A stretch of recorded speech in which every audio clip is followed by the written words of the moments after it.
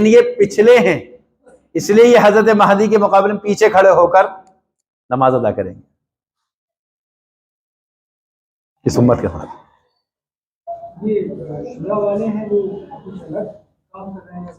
کون کون سے شورا والے ہیں؟ ان کا نظریہ ہے، اپنا کر رہے ہیں، وہ اپنا کر رہے ہیں۔ بھائی ہمیں تو ایک اصول ہے شریعت میں ہمارے سامنے ہے، ہم تو حدیث سے دیکھیں ہر چیز کو۔ اطاعت کا حکم ہے، اطاعت کرو امیر کی، امیر کوئی بھی ہو۔ احمد لاٹ صاحب امیر ہوتے اطاعت کرتے، ہمارے تو امیر کی اطاعت ہے، شخصیت پرستی نہیں ہے اسلام میں۔ یہ درست نہیں ہے۔ ایک مسجد میں دو جماعتیں ہوں اچھی لگیں گی آپ کو؟ بستی میں اختلاف ہو جائے گا۔ ایک امام نماز پڑھا کے گیا، بڑی جماعت تیار تھی، اس کے ساتھ پورے بھر کر پڑھ گئے، دوسرے لوگ انتظار کر رہے ہیں، نہیں ہم ان کے پیچھے نہیں پڑھتے صاحب، ہم ان کو امام نہیں مانتے، وہ چلے جائیں، بستی والے قبول کریں گے، دوسری جماعت اس کے بعد فوراً ہو جائے، تو مسجد میں انتشار مچے گا۔ انتشار نہیں ہے، اسلام میں اجتماعیت ہے۔ جبھی اللہ کے رسول نے اتنی بڑی بات فرما دی، جب تک تم اپنے امیر میں کھلم کھلا کفر نہ دیکھ لو تب تک اس کی مخالفت مت کرنا۔ کس نے کفر دیکھا ان کے اندر؟ مولانا صاحب جو مخالفت پہ اتنے اتاروں ہیں تو ان کا کام نہیں کریں گے۔ کوئی کفر کی علامت بتا دو، ہزار غلطیاں کریں وہ بھی انسان ہیں، بیان میں کون غلطی نہیں کرتا؟ مجھے بتا دو اس زمانے میں کتنا ہی بڑا عالم وقت ہو، کتنا ہی بڑا مجتہد وقت ہو، خطا کار ہوگا۔ کلکم خطاؤن، جس کو اللہ کے رسول نے فرما دیا تم سب گناہگار ہو اور رب بخشنے والا ہے، تو پھر اس میں اختلاف تو کرنا ہی نہیں چاہیے۔ خطا وہ بھی کریں گے، اصلاح کا طریقہ موجود ہے، علماء بیٹھے اصلاح کریں، ہزار غلطیاں سب کریں۔ ابھی اتنے بڑے عالم ہیں ہندوستان کے، محمود مدنی صاحب بیان دے رہے تھے، غیر مسلموں کا ایک بڑا مجمع موجود تھا، اس کے اندر بیان دیتے ہوئے انہوں نے کہا مسلمانوں سے تو میں یہ کہتا ہوں کہ وہ جائیں مندروں سے جا کے انسانیت کا پاٹ سیکھیں۔ اب بتاؤ کون سی دعوت دی انہوں نے؟ مندروں سے جائیں اسلام کا پاٹ سیکھیں۔ اب اس بات پہ تو کفر کا فتویٰ لگے گا، مسلمانوں کو مسجد سے ہٹا کے کہاں جانے کی دعوت دے رہے ہیں مندروں؟ لیکن وہ اس وقت کا پس منظر تھا، حکمت کے موضوع پر بولے تھے، لوگ ہمارے پاس ہی پوچھنے آ گئے کہ کیا کچھ نہیں، وہ انہوں نے کس اینگل سے بات کہی، کس مجمع میں کہی، کس اعتبار سے کہی، وہ وہاں دیکھیے دھڑلے سے فتویٰ کسی چیز پر دے دینا بھی درست نہیں ہے بلا تحقیق کے، اس لیے باتوں پہ غور کرنا چاہیے۔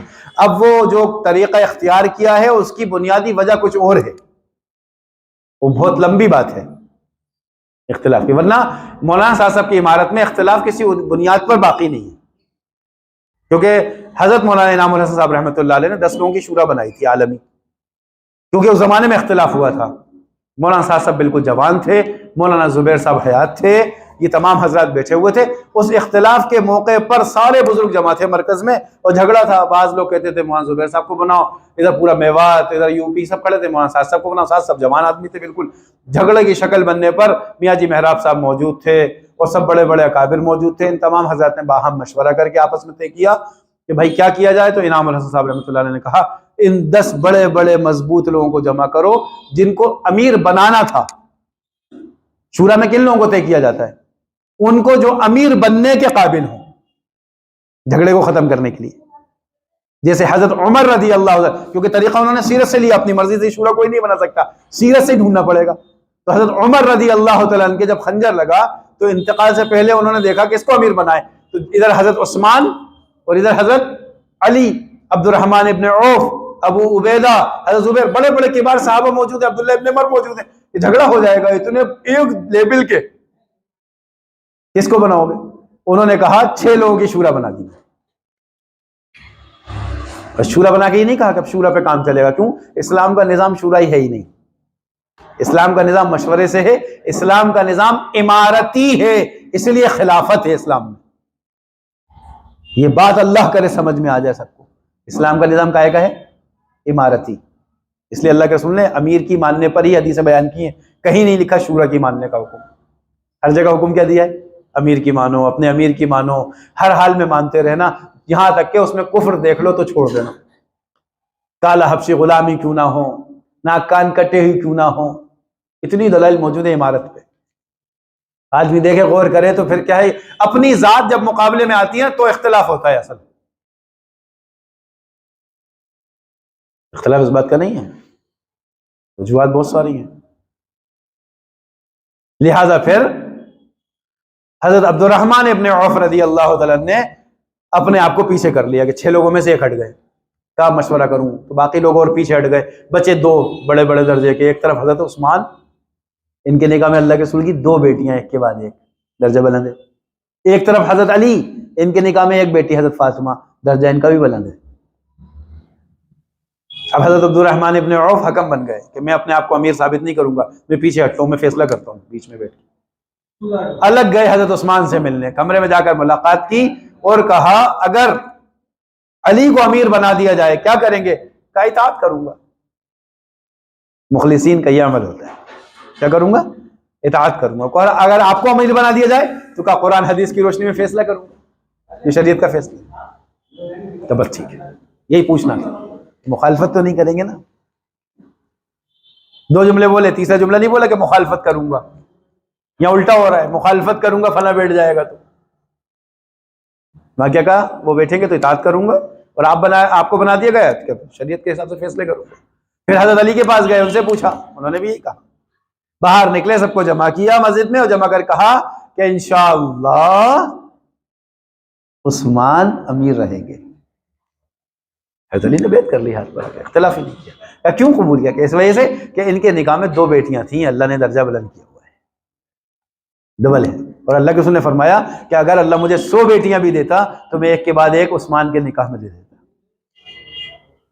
لیکن حضرت علی نے مخالفت نہیں کی، رہے. اور دوسرے صحابہ بھی موجود تھے. پھر حضرت عثمان کی شہادت ہو گئی. اب مشورہ نہیں ہوا، کیوں؟ وہ شورا میں 6 میں 2 ہی بچے تھے.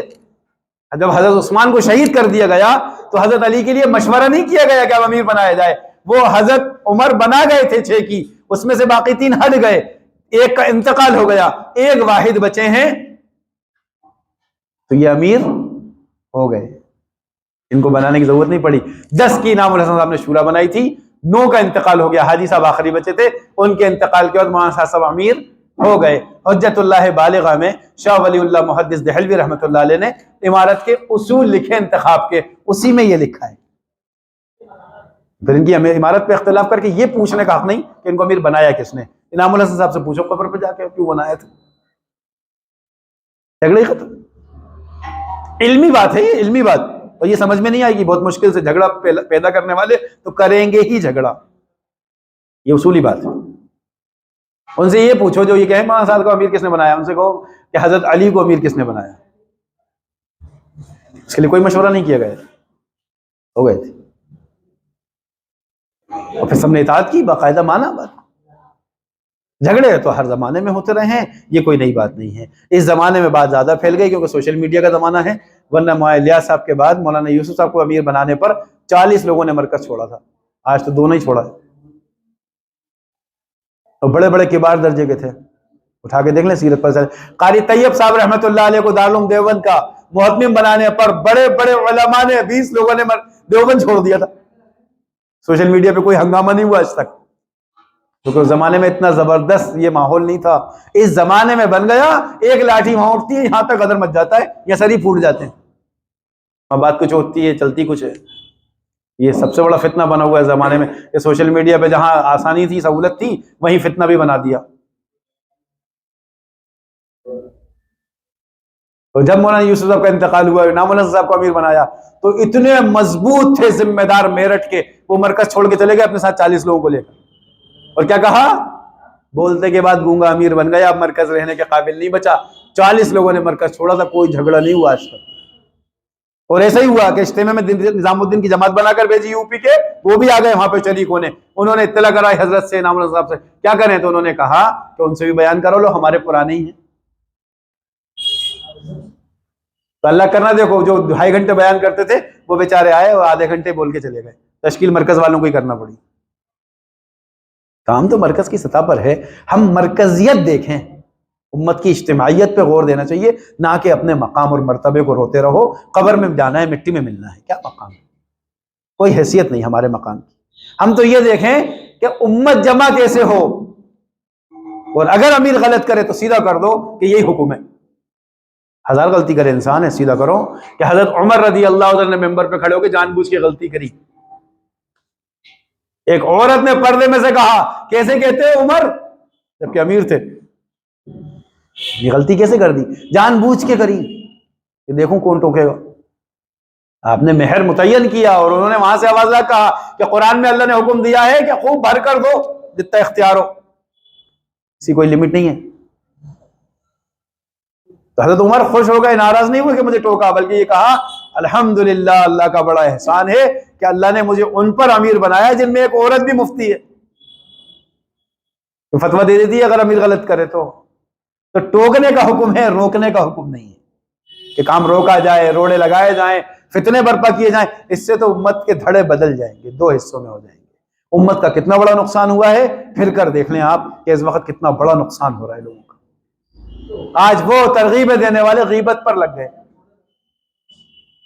مسجدوں کے اندر غیبت کی مجلسیں لگا رہے ہیں۔ اللہ معاف فرمائے، یہ کام کا نہج نہیں تھا ہمارے یہاں، یہ کام تو امت کو جمع کرنے کا تھا، الحمدللہ آج بھی ہو رہا ہے۔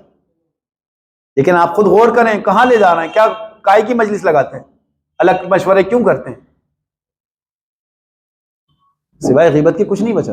ہم نے خود اپنی آنکھوں سے دیکھا، تجربہ کر کے بول رہے ہیں۔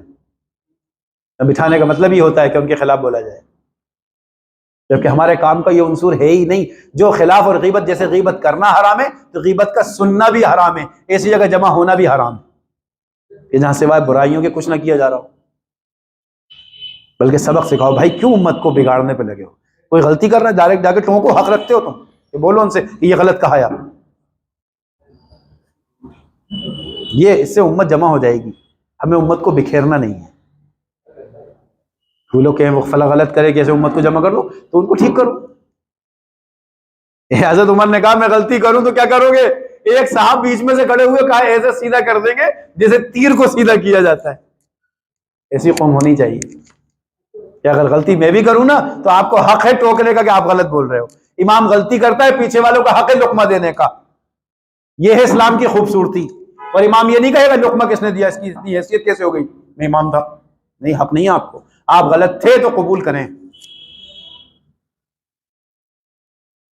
تو غلطی پر ٹوکا بھی جائے لیکن انتشار تھوڑی کریں گے کہ پیچھے والا لقمہ دے کہے امام تجھے آتا ہی نہیں پڑھا نا، دیکھ میں نے لقمہ دیا تجھے، تو یہ تو جھگڑا ہوگا مسجد میں، ادھر بھی سر پھوڑیں گے ادھر بھی پھوڑیں گے، یہ بات کہی تھوڑی جائے گی۔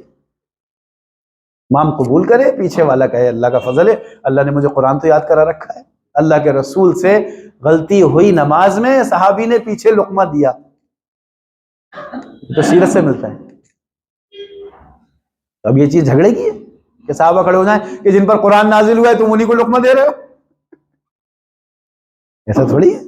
غلطی کریں گے انسان، ہزار بار کریں، مولانا صاحب بھی انسان ہے، اور احمد لاٹ صاحب بھی، ابراہیم صاحب بھی، یہ بھی انسان ہے، سب غلطی کر سکتے ہیں۔ تو یہ نہیں کہہ سکتا کہ یہ غلط ہیں کہ وہ غلط ہیں، یہ اللہ ہی بہتر جانے۔ لیکن ہمیں مرکزیت دیکھنا ہے، اجتماعیت دیکھنا ہے، امت کو جمع کرنا ہے، بس دو دھڑے ہونے سے امت کو بچانا ہے انشاءاللہ۔ اور اللہ تعالیٰ ان کو سب کو جوڑ دے، یہ دعا کرتے رہنا چاہیے تاکہ امت میں سے انتشار ختم ہو جائے، اللہ کے امت جمع ہو جائے اجتماعیت سے۔ اس وقت ضرورت ہے امت مجتمع ہو، پورے عالم میں صحیح محنت ہو، اور اللہ کرے غیروں تک بھی یہ بات پہنچنے لگے۔ اب تو یہ بات اس سطح پر پہنچ گئی کہ مسلمان جمع ہو کر اسلام کی ترجمانی کریں سب کے سامنے۔ یہ خوبی تھی، لیکن شیطان کہاں برداشت کرتا ہے، شیطان نے بیچ میں رکھنا ڈال کے پھاڑ دیا۔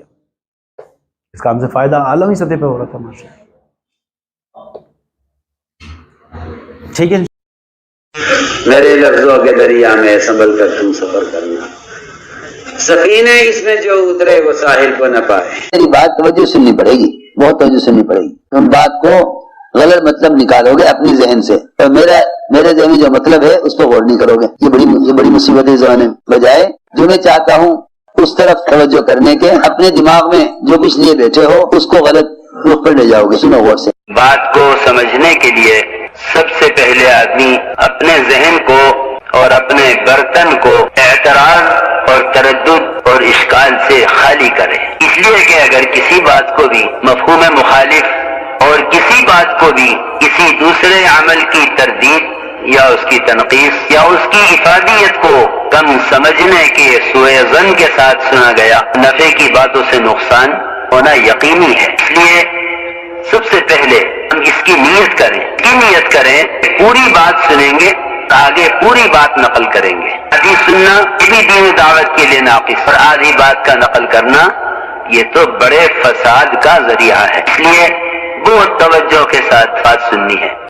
اور اگر آپ نے ابھی تک ہمارا چینل سبسکرائب نہیں کیا تو فوراً سبسکرائب کیجئے، ساتھ ہی بیل آئیکن پر کلک کریں تاکہ مزید آنے والی ویڈیو ہیں وہ آپ کو وقت پر ملتی رہیں۔ صحیح تبلیغی وہ ہے جو مرکز کی ہدایات کے مطابق تبلیغ کا کام کرے، اور غلط وہ ہے جو مرکز کی ہدایات کو چھوڑ کے اپنی مرضی سے کام کرے۔